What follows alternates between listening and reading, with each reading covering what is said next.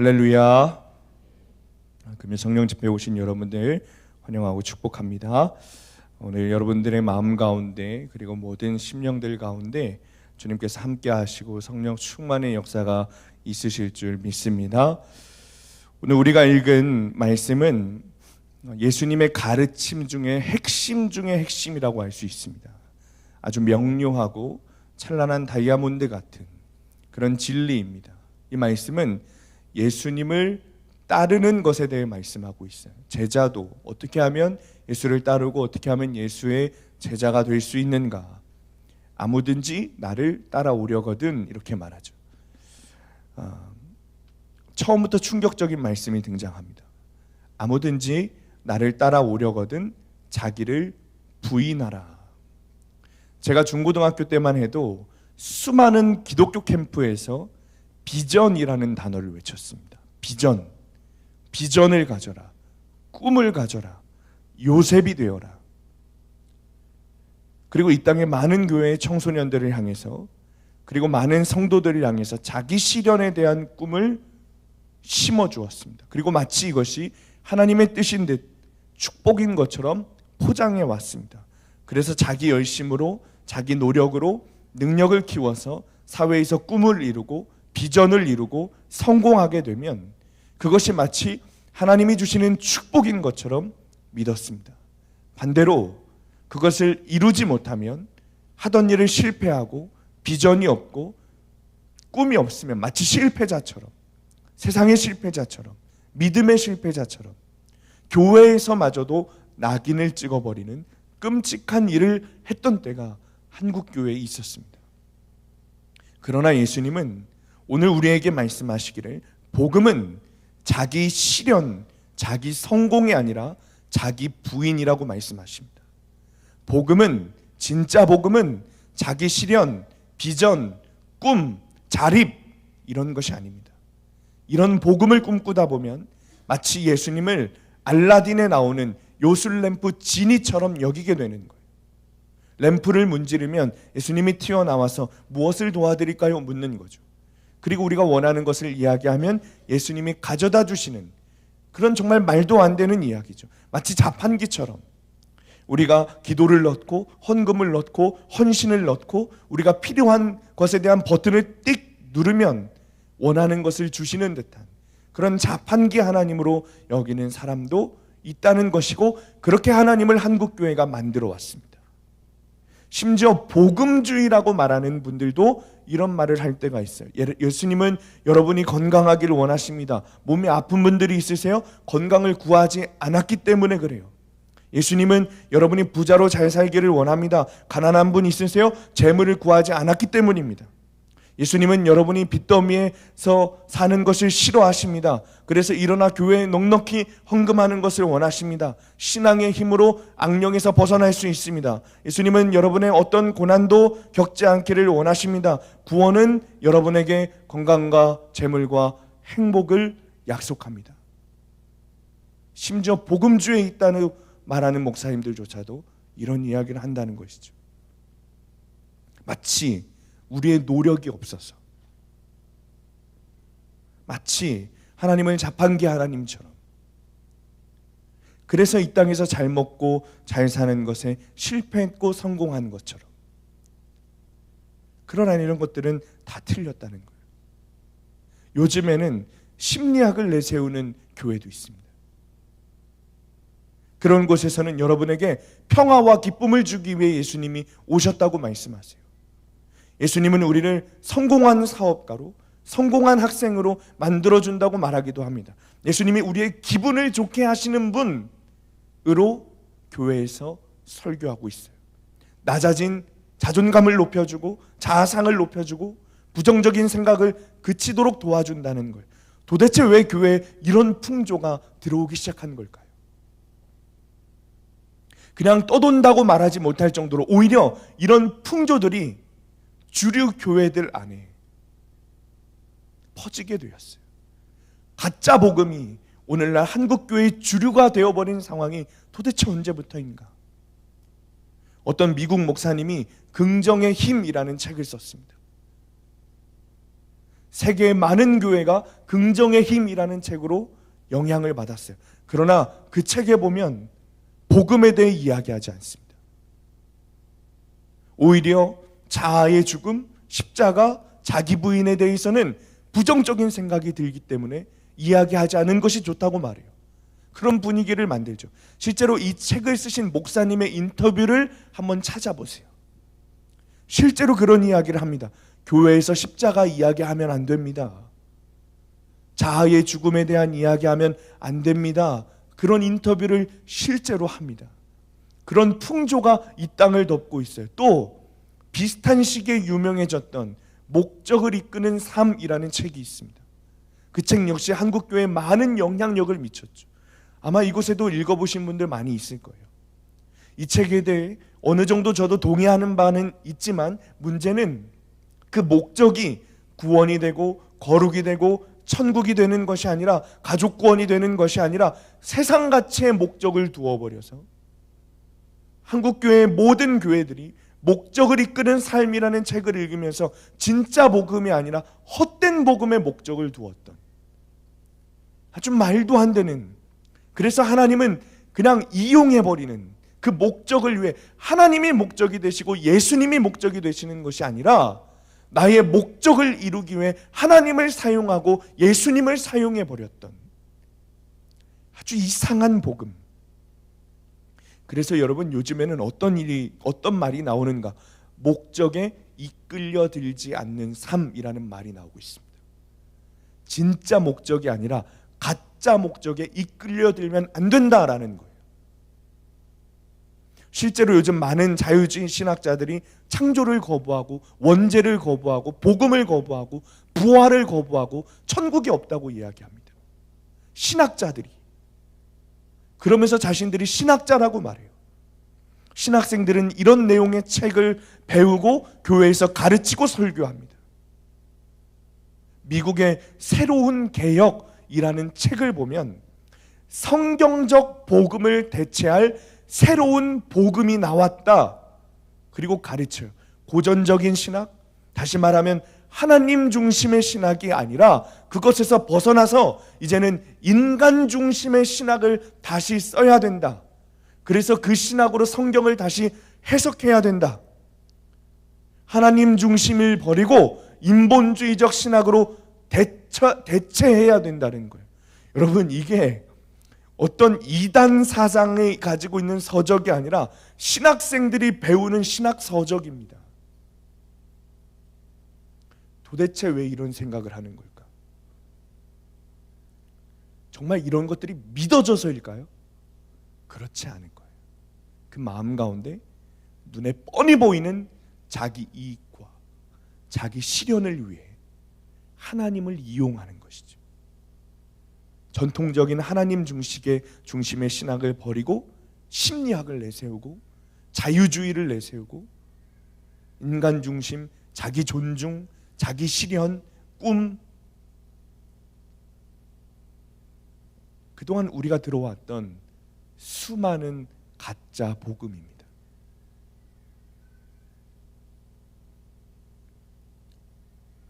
마치 그런 것들이 진리인 듯이, 마치 이것이 복음인 듯이, 그런 것들과 반대되는 진짜 복음의 이야기가 나오면 복음이 틀렸다고 말해버리는 그런 나쁜 복음이, 가짜 복음이 이 땅을 판치고 있다는 것이죠. 수많은 교회와 설교자들이 기독교에 대해서 무언가 나를 보상해주는 종교, 내가 교회에 오면 무언가 나에게 주는, 원하는 것을 손에 넣는, 세상적인 것이 아니라, 그것마저도 세상적인 것이 아니라 하나님의 은혜마저도 나에게 꼭 주셔야만 하는 그런 종교로 만들어버렸어요. 변질된 것이죠. 그리스도의 영광을 위해서, 하나님의 영광을 위해서 당신의 나의 삶을 드리고 나의 생명을 드리는 것이 아니라 당신의 핏값으로 사신 구속 역사에 대해서 우리가 대가 지불하는 것이 아니라 오히려 그리스도가 나를 떠받들고 있는 듯한, 하나님이 나를 떠받들고 있는 듯한 그런 모습이 되어버렸다는 것이죠. 그러나 예수님은 우리에게 진짜 복음에 대해 성경에 말씀하고 계세요. 아무든지 나를 따라오려거든 자기를 부인하고 제 십자가를 지고 나를 따를 것이니라. 여러분, 이것이 주님께서 우리에게 가르쳐 주신 복음입니다. 할렐루야. 영혼을 일깨우는 기도라는 책을 보면 수백 년 전에 이름 모를 청교도 신앙을 가진 성도가 이런 기도를 했습니다. 잘 들어보세요. 주여, 높고 거룩하며 온유하고 겸손하신 주님, 제가 이런 역설을 배우게 하소서. 내려가는 길이 올라가는 길이요, 낮아지는 것이 높아지는 것이며, 깨진 마음이 치유된 마음이요, 통회하는 심령이 기뻐하는 심령이며, 회개하는 영혼이 승리하는 영혼이요, 아무것도 없는 것이 모든 것을 소유한 것이며, 십자가를 지는 것이 면류관을 쓰는 것이며, 주는 것이 받는 것임을 알게 하소서. 저의 어둠 가운데서 당신의 빛을, 저의 슬픔 가운데서 당신의 기쁨을, 저의 죄 가운데에서 당신의 은혜를, 저의 가난 가운데서 당신의 풍요로움을, 저의 골짜기에서 당신의 영광을, 저의 죽음에서 당신의 생명을 발견하게 하소서. 나의 죽음에서 예수님의 생명을 발견하는 것이 진짜 복음이에요. 진짜 복음은 자기를 실현하고 자아가 존중되어 높아지고 꿈과 비전이 실현되어 성공하는 것이 진짜 복음이 아니라 나를 죽이는 것이, 그래서 하나님의 생명이 드러나는 것이 진짜 복음이죠. 아무든지 나를 따르려거든 자기를 부인하고 날마다 자기 십자가를 지고 따르라는 예수님의 말씀이 복음의 핵심인 거예요. 제자도의 핵심인 거죠.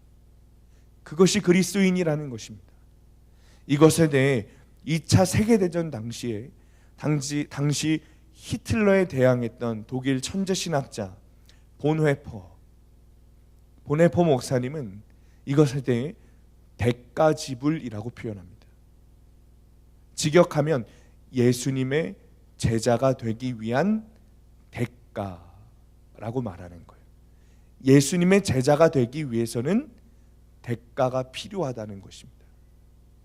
보네포 목사님이 자기 책에서 말하기를, 값싼 은혜는 회개 없이도 죄를 용서하는 설교요, 공동체 훈련도 없이 베푸는 세례요, 죄의 고백도 없이 참여하는 성만찬이요, 인격적인 참회 없는 면제의 확인입니다. 순종 없는 은혜, 십자가 없는 은혜, 살아계시고 인간 되신 예수 그리스도가 없는 은혜가 값싼 은혜입니다 라고 말했어요. 2차 세계대전 당시에 히틀러의 만행에 독일 교회들이 침묵하거나 동조했습니다.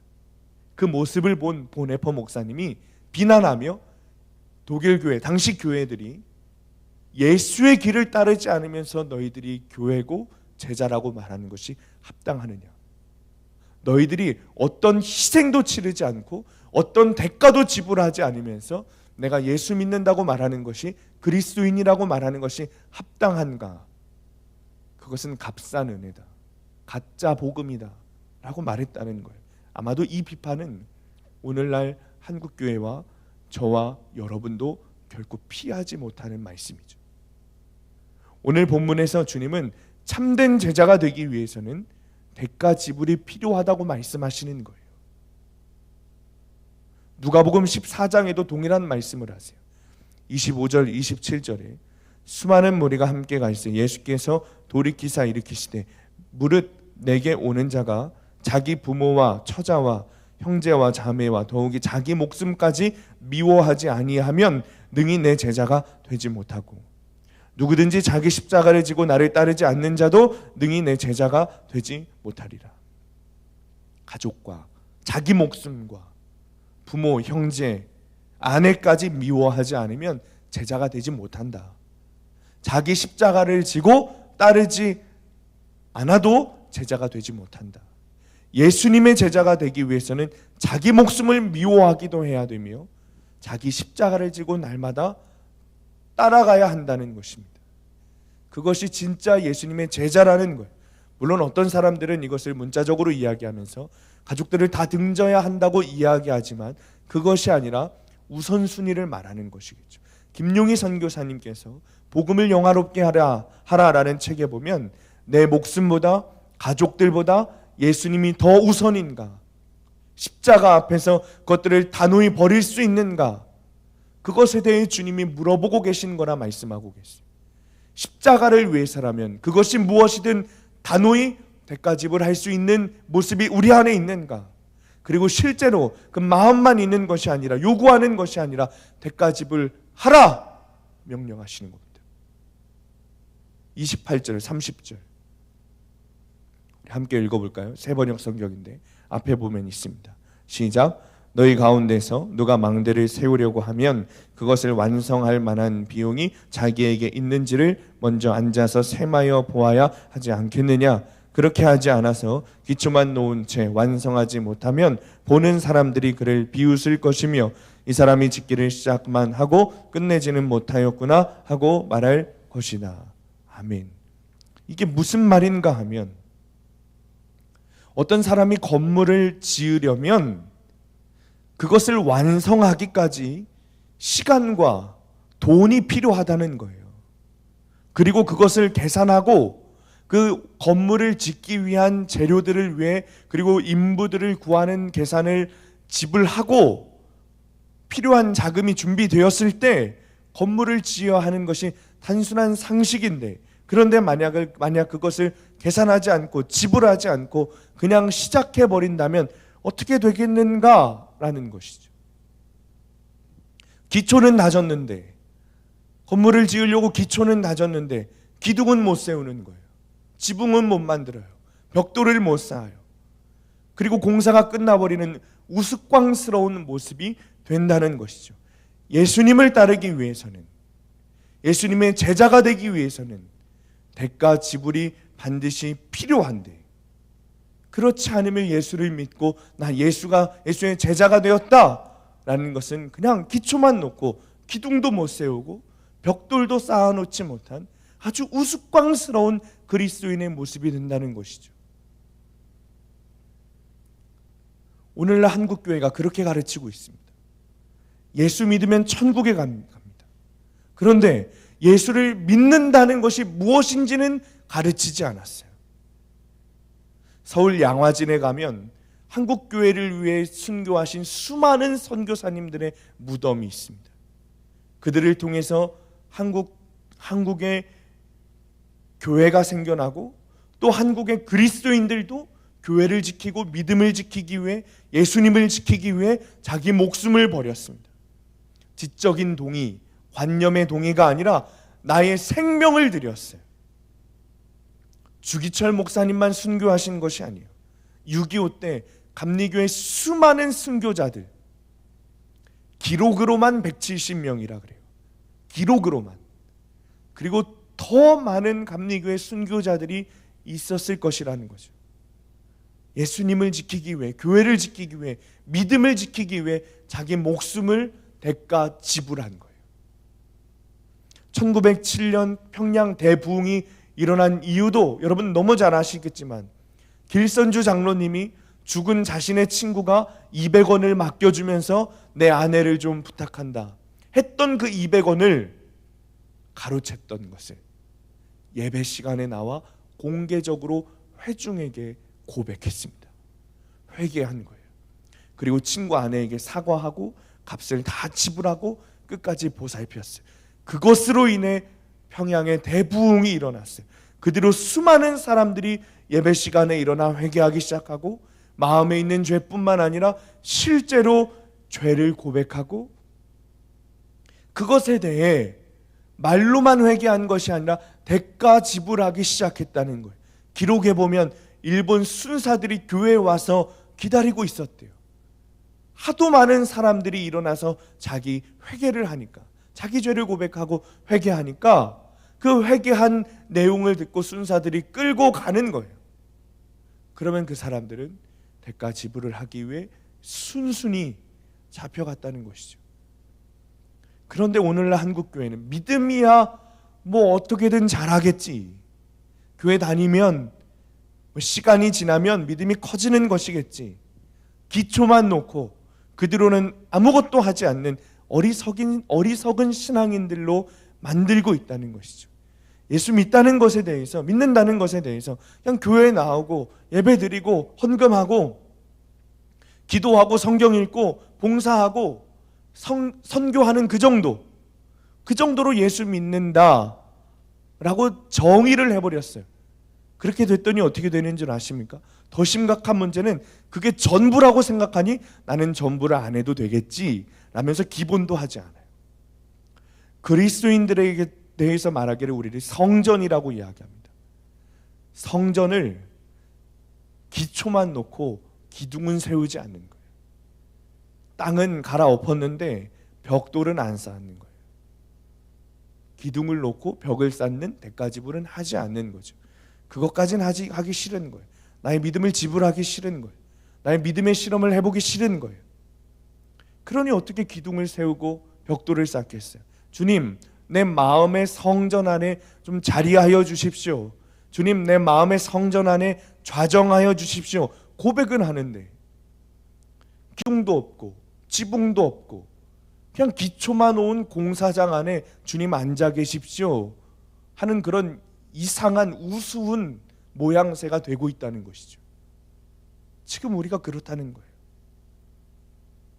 말로만 회개하는 것이 아니라 주님께 돌이키고 용서를 구해야 할 것은 용서를 구해야 할 것이고, 사과해야 할 것은 해야 할 것이고, 돈을 갚아야 한다면 갚아야 할 것이고, 회개했다면 내 본성에 이끌리지 말고 하나님이 말씀하시는 대로 해보는 것이죠. 심지어 인간관계를 끊어야 한다면 단호하게 끊어야 할 것이고, 하나님이 보시기에 합당하지 않은 일이라면 손해를 보더라도 계약을 파기해야 할 것이고, 직장에서 뛰쳐나와야 할 것이고, 불신 결혼을 준비하고 있다면 아무리 이성적인 감정이 이끌려도 그만둬야 하는 것이죠. 그것이 돌이키는 것이고, 그것이 믿음을 위해 대가 지불하는 것이죠. 그렇지 않고 그냥 내 본성에 이끌리는 대로 지불하지 않고, 믿음이 있다고 입술로 고백했으니 다른 것은 지불하지 않고 똑같이 하고 있다면 그것은 전혀 우리 안에 믿음이 없다는 증거인 것이죠. 성전을 완성하기 원한다면, 여러분, 우리가 성전이라는 소리를 듣고 싶다면 예수 그리스도를 따라 십자가를 지고 그분을 따르는 삶, 제자의 삶이 우리에게 필요한 거예요.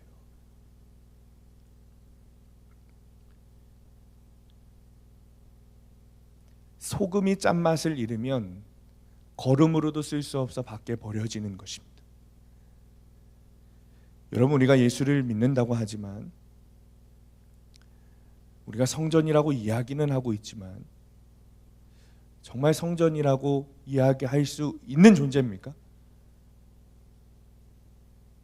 여러분의 마음의 성전에 기둥이 세워져 있습니까? 벽돌은 쌓아 놓으셨습니까? 무엇으로 지불하셨습니까? 그 기둥을 세울 철근은 무엇으로 지불하셨어요? 그 벽돌은 무엇으로 지불하셨어요? 그 지붕은 어떻게 만드셨습니까? 무엇으로? 무슨 믿음을 사용해서?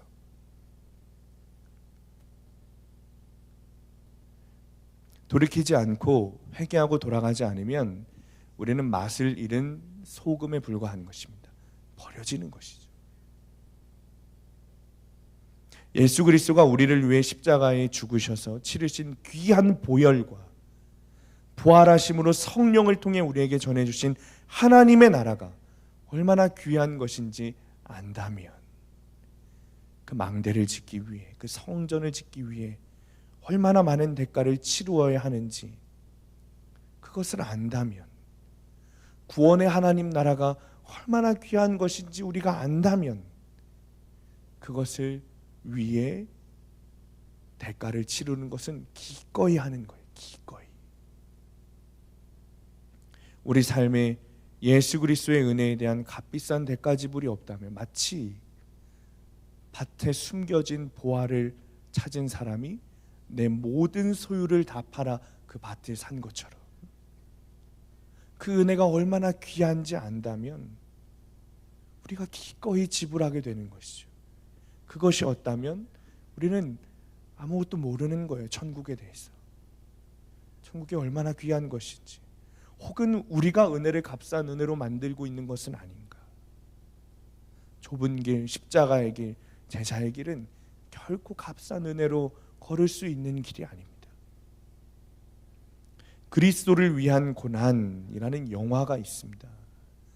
리처드 원브런트 목사님에 대한 영화인데 1950년에 동유럽 루마니아가 공산화가 됐고, 그때 감옥에서 고난을 겪은 원브란트 목사님의 이야기입니다.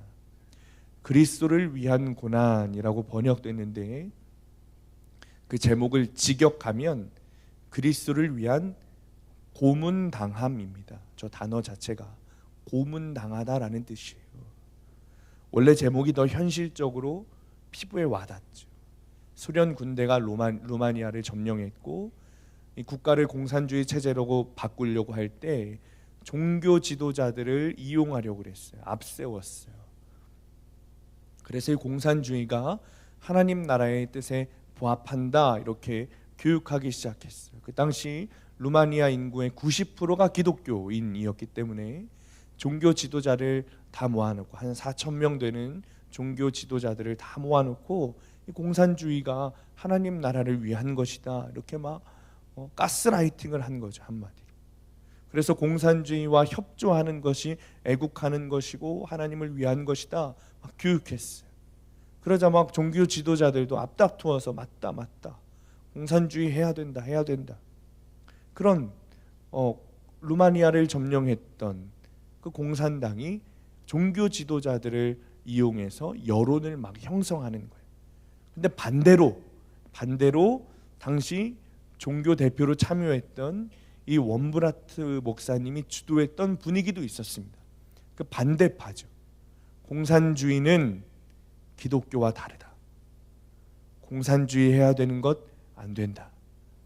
우리의 형제들을 공산주의 군인들이 죽였다.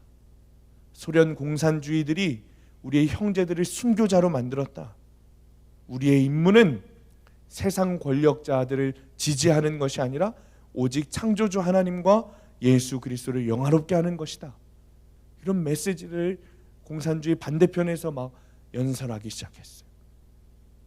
그리고 얼마 뒤 주일 오후에 소련의 비밀 요원에 의해서 원브란트 목사님이 잡혀갔어요. 감옥에 갔어요. 그리고 14년 동안 신체적으로, 영적으로, 육체적으로, 정신적으로 고문을 당했습니다. 이 원브란트 목사님이 180이 넘는 키가 넘고 90kg가 넘는 그런 거구였는데 14년 후에 출소할 때는 40kg가 되지 않았대요. 소련 공산당에서 목사님을 가둬놓고 교인의 이름을 대라. 예수 믿는 사람들 이름 대. 그러면 내가 출소시켜줄게. 협박하고 회유했지만 배신하지 않고 고난을 받았어요. 수간 기간 내내 극심한 폭행과 고문을 감수했습니다. 심지어 가족들까지. 아내는 누명을 씌워서 노동교화소로 보냈고 아들은 고아원으로 보내버렸어요. 그리스도를 따르기 위한 엄청난 대가 지불을 한 거죠.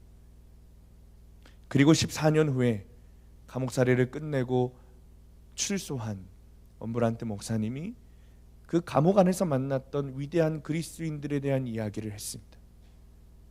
서로 말하면서 이야기하면 종교심이 생길 수도 있으니 말하지도 못하게 했대요. 그래서 눈으로 하나님을 찬양하고, 또 성도가 성도를 알아보고 소리 없는 예배를 드리고, 도무지 안 될 때는 원브란트 목사님이 사람들을 몰래 모아놓고 말씀을 전하기도 하고, 말씀을 전하는 것을 들키면 어김없이 살이 찢기고 베이고 달궈진 새 부직갱이로 화상을 입히고 곤봉으로 때리고 물리적인 고문을 당했습니다.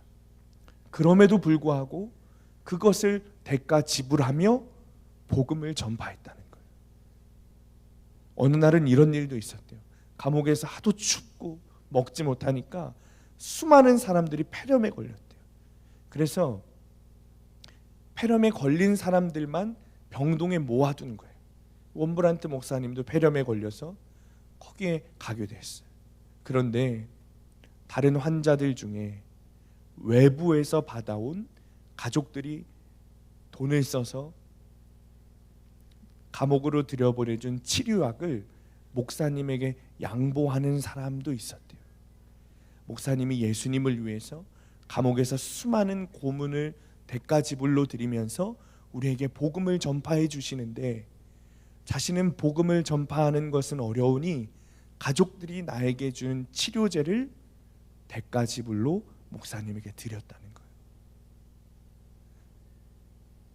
공산주의의 잔혹함은 함께 있을 때만 아니라 혼자 있을 때도 마찬가지였다 그래요. 혼자 있는 개인 시간에도 개인 기도를 하지 못하게 하고, 원브란트 목사님이 주절주절 기도하는 모습을 보면 끌고 나가서 두들겨 패고, 그래도 목사님은 기도를 멈추지 않고 내가 기도할 시간만 있다면 대가로 이 고통을 지불할 수 있겠다라는 거죠. 영화 중에 이런 장면이 있습니다. 한밤중에 간수가 순찰을 돌다가 원브란트 목사님이 독방에서 무릎을 꿇고 조곤조곤 기도하고 계셨대요. 그것을 보고 이 간수가 너무 화가 나서 문을 열고 들어가서 말하더라는 거예요. 당신 아직도 정신 못 차렸어? 당신 모습 봐. 네 꼴을 봐. 넌 인생 끝났어. 너는 감옥에서 썩다 죽을 인생이야. 네 인생도 네 가족도 다 알량한 네 믿음 때문에 그렇게 된 거야. 예수 믿는다는 것 때문에 다 끝난 거야. 그런데도 아직 기도할 게 남았다고? 아직도 그 말도 안 되는 하나님을 믿는다는 거야? 당신 진짜 미친 거야? 그러자 그 원브란트 목사님이 지그시 웃으시면서 힘없이 나지막한 목소리로 이렇게 말씀하셨습니다. 나는 지금 당신을 위해 기도하고 있었습니다. 이 말을 듣는 간수가 소스라치게 놀라서 뒷걸음질 치고 도망쳤다는 거예요. 도대체 이 사람 속엔 누가 있는 것인가? 사랑하는 성도님들, 바울은 디모데에게 이렇게 말합니다.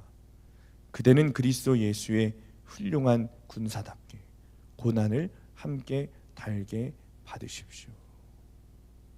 여러분, 군사는 나가서 싸워야 하는 것인데 왜 고난을 달게 받으라 할까요? 그것이 하나님을 위해 싸우는 것이기 때문이겠죠. 아마도 여기에 앉아 계신 분들 중에는 가족 구원을 위해 기도하고 계신 분들이 많으실 거예요. 우리가 금요 성령 집회를 할 때마다 가족 구원을 위해서 기도하고 있는데 그 이름이 점점 많아지고 있어요. 내 가족들이, 아내, 남편, 자녀들이 구원받지 못했다는 것이 부끄러워서, 그들에게 믿음이 없다는 것이 부끄러워서, 혹은 믿음이 있다고 착각했던 분들이 깨닫고 용기 내서 이름을 올리시는 것 같아요. 좋은 일이죠. 물론 더 좋은 일은 점점 우리가 부르는 이름의 숫자가 줄어들고 이름을 부르고 기도하는 가족들이 예수를 믿게 되어서 이름을 부르는 숫자가 줄어드는 것이 더 좋은 일이겠고, 그렇게 될 줄 믿습니다. 그렇다면 여러분은 가족 구원을 위해 어떤 대가 지불을 하고 계십니까? 얼마나 애통해 하며 눈물 흘리고 계세요? 얼마나 그들을 위해 복음을 전하고 계십니까? 얼마나 그들을 위해서 적용하고 계십니까? 여전히 자존심 부리면서 하나님 믿으면 축복 있다고 그러는데 내가 왜 왜 고난을 당하면서 무시당하며 심지어 가족들에게까지 예수 믿는다는 이유로 무시당하고 핍박받아야 하는가? 왜 전도해야 하지? 그런 거 싫은데 그냥 나 혼자 잘 믿다 잘 살다 가면 되는 것 아닌가? 하고 계시는 것은 아닙니까? 여전히 대가지불하기 싫어서 상처받은 자녀들 위해 무릎 꿇지 못하고 아내를 위해 권위를 내려놓지 못하고 남편을 위해 더 섬기지 못하고 있는 것은 아닙니까? 왜일까요? 왜 우리는 가족 구원을 말하면서 그들을 향해 애통해하며 눈물을 흘리지 못하는 걸까요? 왜 그 시간을 사용하지 못하는 걸까요? 시작이 없었기 때문이죠. 예수님을 향한 애통한 눈물도 없기 때문에 그래요. 예수님을 향한 통해 자복이 없었고 예수님을 향한 회개가 없는데 나를 구원하신 예수님의 생명에 대한 죄책감이 없고 주님을 향한 심령의 눈물과 통곡의 회개가 없는데 어떻게 그것이 믿어지지 않는데 가족들을 위해 대가지불할 수 있겠어요? 우리가 주님을 위해 눈물 흘리는 대가지불이 없고 주님을 위해 눈물 흘리는 그 시간이 없기 때문이죠. 김은국 목사님 십자가 책을 보면 이런 내용이 있습니다. 회개하기만 하는 것이 아니라 회개에 합당한 인격과 행동을 보이라. 그것이 회개에 합당한 열매이며 그것이 생명 얻는 회개의 온전한 회개다. 회개에 합당한 인격과 행동을 주님께 드려보았습니까? 정말 예수님을 위해서 포기하고 절제하고 인내하고 스스로 무시당하고 스스로 자기를 부인하고 무릎을 꿇고 알지만 입을 다물고 세상에서 가정에서 남편에게 아내에게 시어머니에게 자녀에게 직장 상사 앞에서 교회 안에서 이런 대가지불을 해보았습니까? 제가 교육전도사 시절에 참 이 이야기는 제가 하고 싶지 않았는데 너무 창피한 일이라 한 교사가 교사를 그만뒀습니다. 당시 저는 대학원을 다니면서 아는 것도 없고 믿음도 없는데 이름만 전도사였습니다. 정말 부족했습니다. 그런데 교만한 마음으로 전도사라는 이름 하나 가지고 교사들의 부족한 모습을 지적하고 질책했습니다. 그러니까 한 교사가 교사를 그만두겠다 하고 교회를 나갔어요. 여러 방면으로 설득했지만 제 역량으로는 부족이었습니다. 저에게 상처를 받았으니 돌아오지 않았습니다. 그리고 회개했습니다. 하나님 앞에 회개했습니다. 그런데 담당 목사님이 저를 부르시더니 위로가 아니라 징계를 주시는 거예요. 어떤 징계를 주셨냐면 한 달 동안 설교권을 박탈시키셨습니다. 설교를 못하게 하셨어요. 수치스럽더라고요. 첫 번째는 그러면서 이유를 말씀하셨어요. 첫 번째는 사랑으로 대하지 못했던 것. 두 번째는 겸손하지 못했던 것. 세 번째는 물론 담당 전도사가 교사를 질책할 수 있지만 그것이 문제가 아니라 질책해야만 했던 상황을 당신에게 보고하지 않은 것. 네 번째, 목사의 지시를 따르지 않고 마음대로 행동한 것. 한마디로 질서에 어긋난 것. 아마 이것도 목사님께 말씀을 드렸으면 무엇이 적절한 방법인지 함께 의논해야 했고 목사님도 알지 못하는 상황 속에서 교사가 교회를 나가버렸으니 당신이 책임져야 하는 그런 이유였겠죠. 다섯 번째는 이유가 어떻게 되었든 한 영혼을 실족시켜서 교회를 떠나게 한 것. 그것에 대해 대가지불로 한 달 동안 설교권을 박탈시키고 혼자 예배당 대청소를 시키셨습니다. 처음에는 굉장히 창피하고 수치스럽더라고요. 왜 설교를 못하는지 다 알기 때문에 부끄러웠습니다. 지금도 부끄럽습니다. 그래서 교회를 그만둬야 하는 것인가 싶었습니다. 그런데 설교권을 박탈당하고 예배자로 온전히 서서 예배를 드리면서 그리고 혼자 예배실을 대청소하면서 한 영혼을 사랑하시는 예수님의 마음이 얼마나 귀한 것인지 알게 하셨습니다. 그리고 다시 한번 기도하며 회개하게 하셨습니다.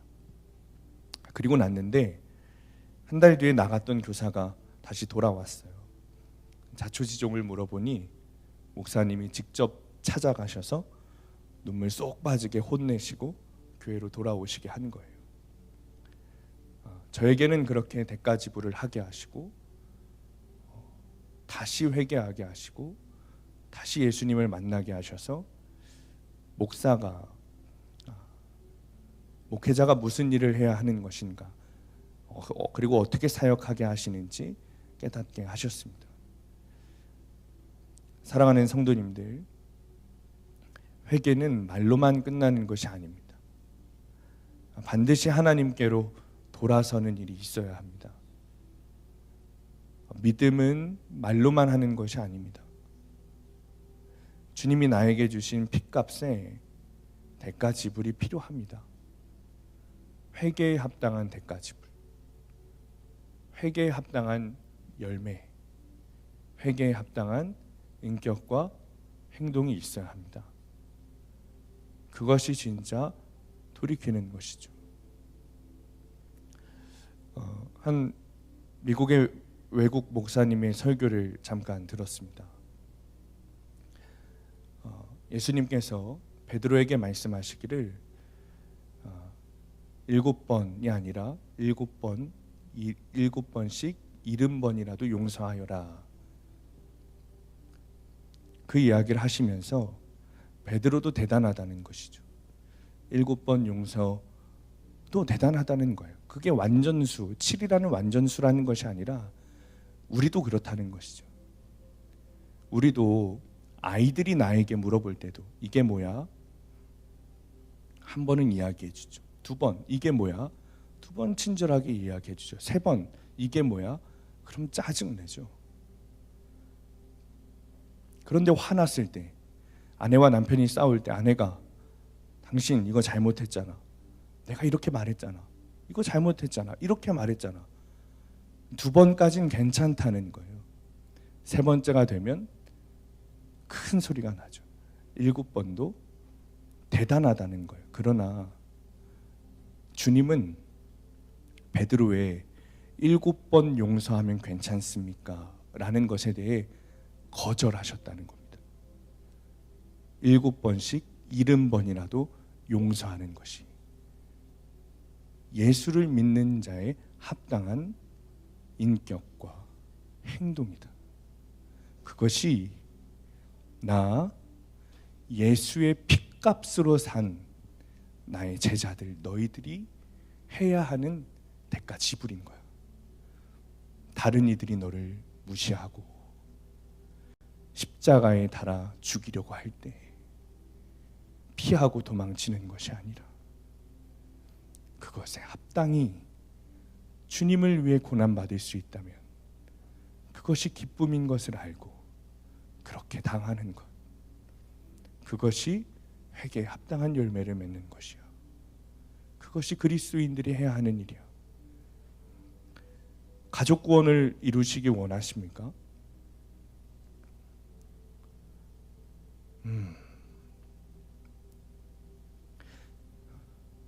예수에 대한 눈물과 통곡을 먼저 회복하시기 바랍니다.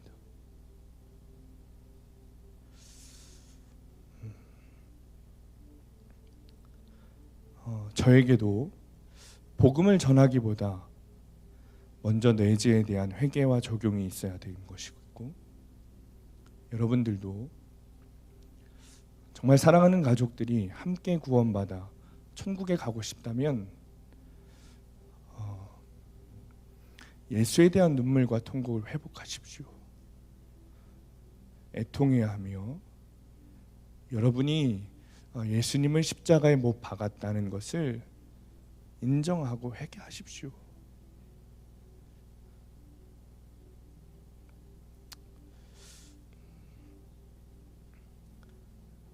그것이 없으면 되지 않습니다. 여러분, 우리는 값싼 은혜로 살지 맙시다. 값싼 은혜로 살지 맙시다. 예수님이 우리를 그 보혈로 우리의 생명을 사주셨는데 어떻게 우리가 값싼 은혜로 살 수 있겠어요? 이 시간에 함께 찬양하고 기도할 텐데, 주님은 나를 당신의 피값으로 사셨는데 우리는 값싼 은혜, 값싼 복음을 가지려고 했습니다. 주님 앞에 회개에 합당한 열매, 회개에 합당한 대가 지불을 하기 원합니다.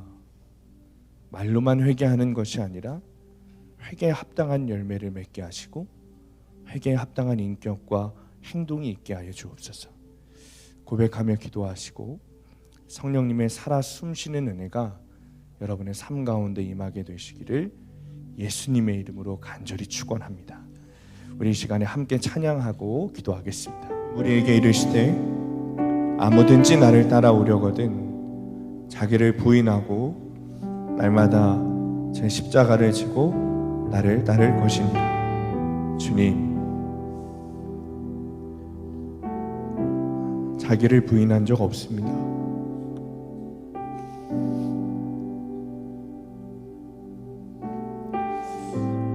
예수님의 십자가를 보면서 아름답다고만 여겼습니다. 내가 예수님을 그 십자가에 매달은 줄 모르고 주님 앞에 통곡해 본 적 없고 예수님을 못 박은 죄인인 것이 인정되지 않았습니다.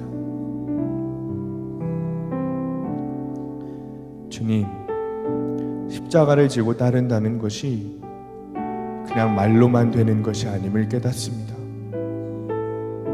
주님이 나를 당신의 피값으로 사셨음을 믿습니다.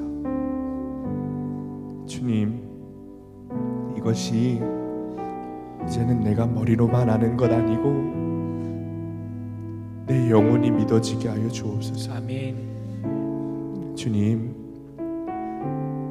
인정되고 믿어지게 하여 주옵소서. 아멘. 하나님, 예수님이 나를 위해 십자가에 지신 것이 내가 못 박은 사실인 것이 철저하게 깨달아져서 먼저 예수님을 향하여 통곡하고 애통하며 주님의 죽음을 슬퍼하게 하시고 내가 주님을 죽인 것에 대한 철저한 회개가 있게 하여 주옵소서. 아멘. 주님, 그동안 값싼 은혜를 바라보면서 예수님을 능욕했던 우리의 죄를 용서하여 주시기를 원합니다. 아멘.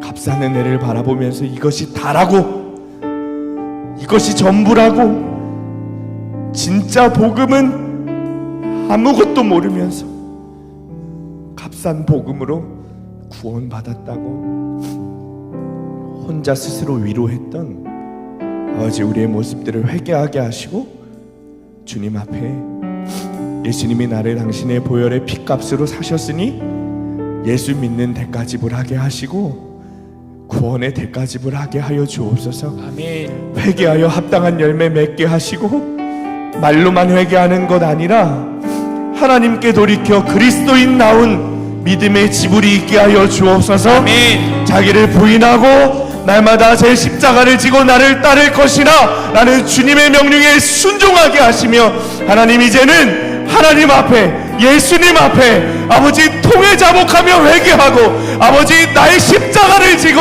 주님의 제자로 따르는 좁은 길을 걷는 주의 자녀들 되도록 하나님 인도하여 주옵소서. 아멘. 아버지, 나의 믿음 없음을 회개하게 하시니 아버지, 이 시간 철저히 애통하며 회개하게 하시고 하나님께 돌아가는 시간이 되게 하여 주옵소서. 아멘. 시간에 주님 이름 부르시면서 함께 기도하겠습니다. 주여, 아버지 하나님, 주님을 믿는다는 것이 그냥 믿는 것이 아님을 깨닫습니다. 하나님의 내가 그냥 예수를 믿는다고 구원받는 아님을 깨닫습니다. 믿는다고 고백했지만, 아버지 믿는다고 고백했지만, 하나님, 당신의 아름다운 그 이름 예수 내가 믿는 것이 한 번도 일종이 하지 않았습니다. 하나님, 주긴 죄인이야. 나를 왜 용서해 주시는지 하나님, 그것을 알지 못했습니다. 당신의 아들을 내가 죽였는지 그런 나를 용서해 주시겠다고 사랑을 주시는 하나님의 그릇을 알지 못합니다. 아버지, 하나님의 보혈로 우리가 아버지 당신의 아들의 예수님의 보혈로 우리를 사셨습니다. 하나님, 우리가 어디 구원에 대한 회개에 합당한 열매를 맺게 되게 원합니다. 구원에 대한 회개에 합당한 행동을 하게 되기를 원합니다. 나를 부인하고 하나님의 나를 거르기를 원합니다. 나를 되기를 원합니다. 하나님을 원하게 하여 주옵소서. 어디 아버지 진정한 회개가 있게 하여 주옵소서. 아버지 앞에 모든 질문에 하는 하나님 기다리게 하여 주옵소서. 아버지 앞에 예수님 앞에 하나님, 내가 주인 그 예수님 말씀을 두려워야 합니다. 나의 인정을 놓고 나의 성공을 놓고 나의 욕심을 놓고 나의 하나님 앞에 동반하지 못할 수많은 욕심을 놓고 하나님 내가 돌이켜 아버지 이제는 무시당하고 아버지 이제는 스스로 하나님의 목하며 스스로 하나님 앞에 지불하며 스스로 하나님 앞에 하나님 아버지 하나님 앞에 원한다고 하나님을 원한다고 아버지 지불해 주시기를 원합니다. 여전히 가족 구원을 얘기하지만 여전히 가족 구원을 얘기하지만 지불하지 않으며 여전히 가족 구원을 얘기하지만 백발을 치르지 않으며 여전히 가족 구원을 얘기하지만 회개하지 않고 여전히 가족 구원을 얘기하지만 나를 무시하는 것이 싫으며 여전히 가족 구원을 얘기하지만 나를 비참하게 만드는 것이 싫은 하나님 아버지, 나의 욕심을 이제는 버리게 하여 주옵소서.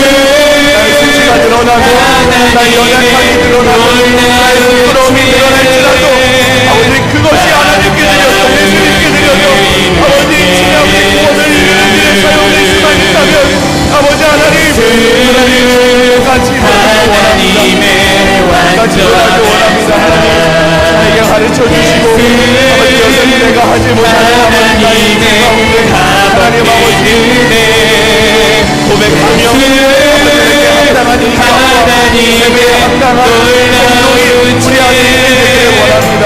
그것이 내 안에 있게 되기를 원합니다. 그것이 내 안에 있게 되기를 원합니다. 그것이 내 안에 있게 되기를 원합니다. 하나님 그것이 내 안에 있게 되기를 원합니다. 아버지 하나님의 아버지 공섭하에 앉혀놓고 주님이 자정하셨다며 예수를 인도했던 하나님의 모습을 회개하고 하나님 아버지 정말 주님 앞에 철저히 무릎 여자를 드리고 이 앞서는 되기를 우리가 하나님 역사하여 주옵소서. 하나님 역사하여 주옵소서.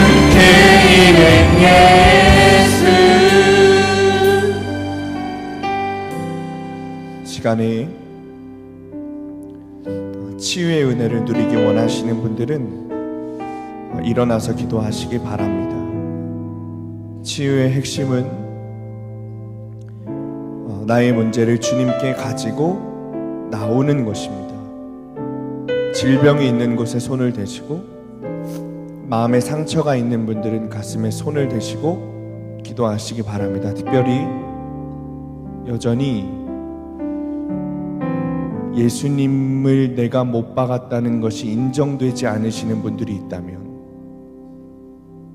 여전히 그 죄가 깨달아지지 않고 여전히 자기 부인이 아니라 자기 시련을 위해 살아가고 있다면 여전히 주님의 십자가를 보면서 애통해하고 통회하고 자복하는 건 아니고